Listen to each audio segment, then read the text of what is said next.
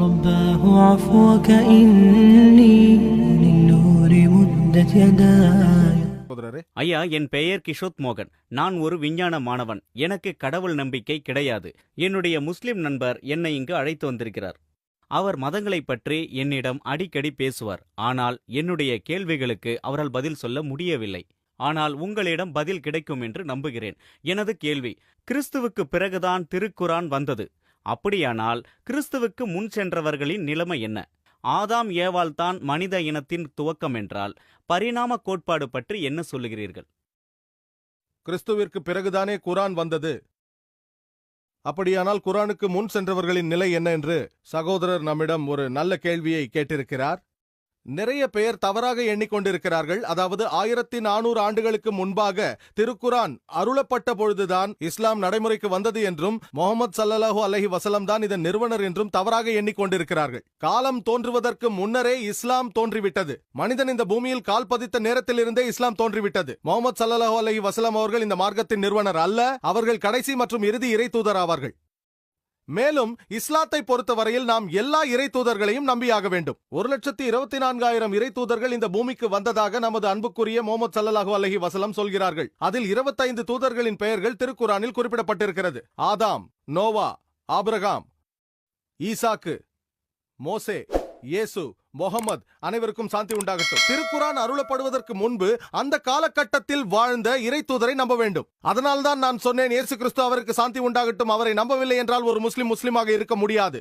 திருக்குரான் அருளப்படாத காலத்தை விட்டுவிடுங்கள். அருளப்பட்ட பிறகும் யாராவது ஒருவர் நான் இயேசு கிறிஸ்துவை நம்பவில்லை என்று சொன்னால் அவர் நிச்சயம் முஸ்லிமாக இருக்கவே முடியாது. கிறிஸ்தவ மதம் அல்லாது இயேசு கிறிஸ்து மீது நம்பிக்கை வைக்க சொல்லும் ஒரே மதம் இஸ்லாம் மட்டும்தான். இயேசு கிறிஸ்து அவருக்கு சாந்தி உண்டாகட்டும் அவரை நம்பியாக வேண்டும். முஹம்மது ஸல்லல்லாஹு அலைஹி வஸல்லம் அவர்களுக்கு முன்னால் வந்த இறை தூதர் இயேசு கிறிஸ்து அவர்கள். ஆகவே அந்த காலகட்டத்தில் இருந்த இறை தூதர்களை நாம் நம்பியாக வேண்டும். இயேசு கிறிஸ்து அவருக்கு சாந்தி உண்டாகட்டும் அவருக்கு முன்பாக மோசே இருந்தார்.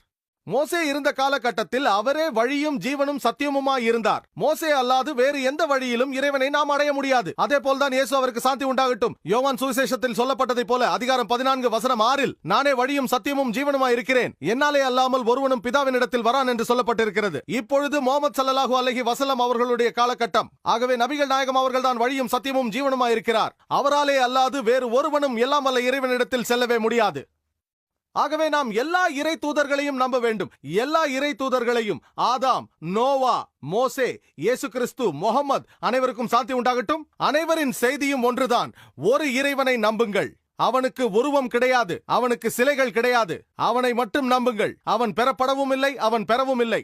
அவனை மட்டும் வணங்குங்கள். இவர்கள் அனைவரும் மண்டியிட்டு இறைவனை வணங்க வேண்டும் என்று சொன்னார்கள்.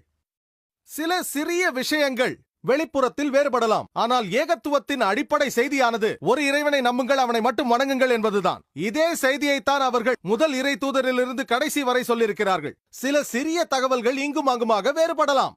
திருக்குரான் அருளப்பட்ட பிறகு அதனால் தான் இயேசு கிறிஸ்து அவர்கள் சொன்னார்கள். யோவான் எழுதிய சுவிசேஷம் அதிகாரம் 16 வசனங்கள் 12 14 வரை. இன்னும் அநேக காரியங்களை நான் உங்களுக்கு சொல்ல வேண்டியதா இருக்கிறது. அவைகளை நீங்கள் இப்பொழுது தாங்க மாட்டீர்கள். சத்திய ஆவியாகி அவர் வரும்போது சகல காரியத்திற்குள்ளும் உங்களை நடத்துவார். அவர் என்னுடையதில் எடுத்து உங்களுக்கு அறிவிப்பதனால் என்னை மகிமைப்படுத்துவார். இங்கு இயேசு கிறிஸ்து வரப்போகும் இறை தூதர் முஹம்மது ஸல்லல்லாஹு அலைஹி வஸல்லம் குறித்து பேசுகிறார். இயேசு கிறிஸ்து அவருக்கு சாந்தி உண்டாகட்டும் சொன்னார். இன்னும் அநேக காரியங்களை உங்களுக்கு சொல்ல வேண்டியிருக்கிறது, ஆனால் இப்பொழுது நீங்கள் அதை தாங்க மாட்டீர்கள் என்றார். எனக்கு பிறகு ஒருவர் வருவார், அவர் உங்களை வழி நடத்துவார் என்றார். நபிகள் நாயகம் அவர்கள் ஏன் முதலில் வரவில்லை என்று நீங்கள் என்னை கேட்கலாம். திருக்குரான் ஏன் முன்பாகவே அருளப்படவில்லை என்று கேட்கலாம். ஏன் 1400 ஆண்டுகளுக்கு முன்பாக அருளப்பட்டது, ஏன் 10,000 நூற்றாண்டுகளுக்கு முன்பாக அருளப்படவில்லை என்று நீங்கள் கேட்கலாம். நான் ஒரு மருத்துவனாக வேண்டும், நான் நேரடியாக மருத்துவக் கல்லூரிக்கு போகிறேன் என்று என் மகன் கேட்கிறான். அதற்கு நீ முதலில் நர்சரிக்கு போக வேண்டும், கிண்டர் கார்டனுக்கு போக வேண்டும், 1ஆம் வகுப்பிற்கு செல்ல வேண்டும், 10ஆம் வகுப்பிற்கு செல்ல வேண்டும். அதன் பிறகுதான் நீ மருத்துவக் கல்லூரிக்கு செல்ல முடியும். ஆகவே படைப்பாளனான எல்லாம் வல்ல இறைவனுக்கு மனிதர்கள் எப்படி முதிர்ச்சி அடைவார்கள் என்பது தெரியும். திருக்குரான் முதல் புத்தகமாக அருளப்பட்டு இருந்தால் மனிதர்கள் அதை புரிந்து கொண்டிருக்க மாட்டார்கள் என்பது அவனுக்கு தெரியும். மனிதர்கள் புரிந்து கொள்ளக்கூடிய சரியான தருணம் 1400 ஆண்டுகளுக்கு முன்பாக வந்தது. அதனால் தான் 2000 ஆண்டுகளுக்கு முன்பாக இயேசு கிறிஸ்து சொன்னார், அநேக காரியங்களை சொல்ல வேண்டி உள்ளது, அதை இப்பொழுது உங்களால் தாங்க முடியாது. எனக்கு பின்பாக ஒருவர் வருவார், அவர் உங்களை சத்திய மார்க்கத்தில் வழி நடத்துவார் என்று நபிகள் நாயகம் அவர்களை குறித்து சொன்னார். எது சரியான நேரம், எப்பொழுது எப்பொழுது எதை அருள வேண்டும் என்று படைப்பாளனுக்கு நன்றாக தெரியும். திருக்குரான் சூரா மாய்தா அத்தியாயம் 5 வசனம் 3 எல்லாம் வல்ல இறைவன் சொல்கிறான், இன்றைய தினம் நாம் உங்களுக்கு உங்களுடைய மார்க்கத்தை முழுமையாக்கி வைத்து என்னுடைய அருளையும் உங்கள் மீது முழுமையாக்கி வைத்து விட்டோம். உங்களுடைய இந்த இஸ்லாம் மார்க்கத்தை பற்றியும் திருப்தி அடைந்து விட்டோம். இதிலிருந்து எதையும் கூட்டவோ குறைத்திடவோ முடியாது. நபிகள் அவர்களுக்கு முன்னால் அவருக்கு முன்பாக இருந்த இறை தூதர்களை நம்ப வேண்டும். இப்பொழுது பரிணாம கொள்கையை குறித்த உங்கள் கேள்வியின் 2ஆம் பாகத்திற்கு நாம் வருவோம். சார்ல்ஸ் டார்வின், சரிதானே? டார்வினின் கோட்பாடு. மேலும் நீங்கள் ஒரு நாத்திகர் என்று சொன்னீர்கள். ஏதோ சொல்ல வந்தீர்கள்? ஆம், நான் ஒரு நாத்திகன் தான். நீங்கள் நாத்திகரா இல்லை நாத்திகராக இருந்தீர்கள்? இன்னும் நான் நாத்திகன் தான். இன்னும் அப்படித்தான் இருக்கிறீர்கள். நான் சார்ல்ஸ் டார்வினை பற்றி பேசுவதற்கு முன்பாக என்னுடைய சொற்பொழிவில் யாருக்கும் தெரியாத ஒரு இயந்திரத்தின் இயக்கத்தை குறித்து யாரால் சரியாக சொல்ல முடியும் என்ற என்னுடைய கேள்விக்கு உங்கள் பதில் என்ன? ஒரு நாத்திகராக சொல்லுங்கள். படைப்பாளன். படைப்பாளன் சரியான பதில். நான் அநேக உதாரணங்களை கொடுத்திருக்கிறேன். 50 100 விஞ்ஞான குறிப்புகளை கொடுத்திருக்கிறேன். மனிதர்களுக்கு தெரியாத குறிப்புகள்.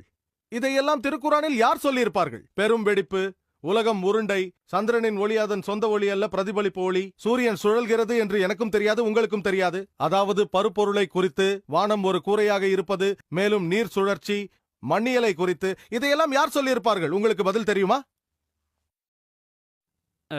கடவுள்தான் என்று நினைக்கிறேன். மாஷா அல்லாஹ். இறுதியாக இறைவனை நம்புகிறீர்கள்? நம்புகிறேன். ஆம். முதலில் நீங்கள் நிராகரித்தது ஒரு பொய்யான கடவுள். இன்று சில வினாடிகளுக்கு முன்பு நீங்கள் அறிந்து கொண்டது ஒரு மெய்யான இறைவனை பற்றி. ஒரு இறைவன் தான் என்று நம்புகிறீர்களா? நம்புகிறேன். மாஷா அல்லாஹ். திருக்குரான் இறைவனின் வார்த்தை என்று நம்புகிறீர்களா? ஆமாம், நான் நம்புகிறேன். முஹம்மது ஸல்லல்லாஹு அலைஹி வஸல்லம் அவர்கள் இறை தூதர் என்று நம்புகிறீர்களா? நம்புகிறேன். நம்புகிறீர்கள். மாஷா அல்லாஹ். யாராக இருந்தாலும் ஒரு இறைவனை நம்புகின்றவர் யாராக இருந்தாலும் சரி, முஹம்மது ஸல்லல்லாஹு அலைஹி வஸல்லம் அவர்கள் இறை தூதர் என்று நம்புகிறவன் யாராக இருந்தாலும் சரி, அரபு மொழியில் அவரை முஸ்லிம் என்று அழைப்போம். இறைவனிடம் தன்னை அர்ப்பணித்தவன் என்று பொருள். நான் கேட்கும் கேள்விக்கு பதில் சொல்லுங்கள். நீங்கள் உங்களை இறைவனிடம் அர்ப்பணித்து விட்டீர்களா? ஆமாம், நான் அர்ப்பணித்து விட்டேன். இதை அரபு மொழியில் சொல்ல விரும்புகிறீர்களா? நீங்கள் ஒரு இறைவனை நம்புகிறேன் என்று சொன்னால், முஹம்மது ஸல்லல்லாஹு அலைஹி வஸல்லம் அவர்களை நம்புகிறேன் என்று சொன்னால், நீங்கள் இறைவனிடம் உங்களை அர்ப்பணித்து விட்டீர்கள், நீங்கள் ஒரு முஸ்லிம் என்று நாங்கள் சொல்வோம். அரபு மொழியில் சொல்ல விரும்புகிறீர்களா? இப்பொழுது சொன்னதை அரபு மொழியில் சொல்வீர்களா? நான் சொல்கிறேன். சரி, நான் கூறப்போகும் வார்த்தைகளை அரபு மொழியில் அப்படியே திரும்பச் சொல்லுங்கள். அஷ்அது, அஷ்அது, அஷ்அது அல்லா இலாஹா, அல்லா இலாஹா இல்லல்லா, இல்லல்லா, வா அஷ்ஹது, வா அஷ்ஹது, அன்ன முஹம்மதன், அப்துஹு, வ ரசூலுஹு, வா ரசூலுஹு. நான் சான்று பகர்கிறேன் அல்லாஹ்வை அன்றி வேறு இறைவன் இல்லை என்று. அல்லாஹ்வை அன்றி வேறு இறைவன் இல்லை நான் என்று சான்று பகர்கிறேன். நான் சான்று பகர்கிறேன். மேலும் முஹம்மது அல்லாஹ்வினுடைய தூதுவர் ஆவார் என்றும் சான்று பகர்கிறேன். தூதுவர் ஆவார் என்றும் சான்று மாஷா பகர்கிறேன். அல்லாஹ். நீங்கள் ஒரு முஸ்லிம் சகோதரரே. நான் அல்லாஹ் சுப்ஹானஹு வ தஆலாவிடம் பிரார்த்திக்கிறேன், இன்று நீங்கள் அல்லாஹ்வை ஏற்றுக்கொண்டுள்ளீர்கள். உங்களையும் எங்களையும் நேரான வழியில் நடத்திட அல்லாஹ்விடம் பிரார்த்திக்கிறேன். மேலும் நீங்கள் சொர்க்கத்திற்கு சென்றிட அல்லாஹ்விடம் பிரார்த்திக்கிறேன்.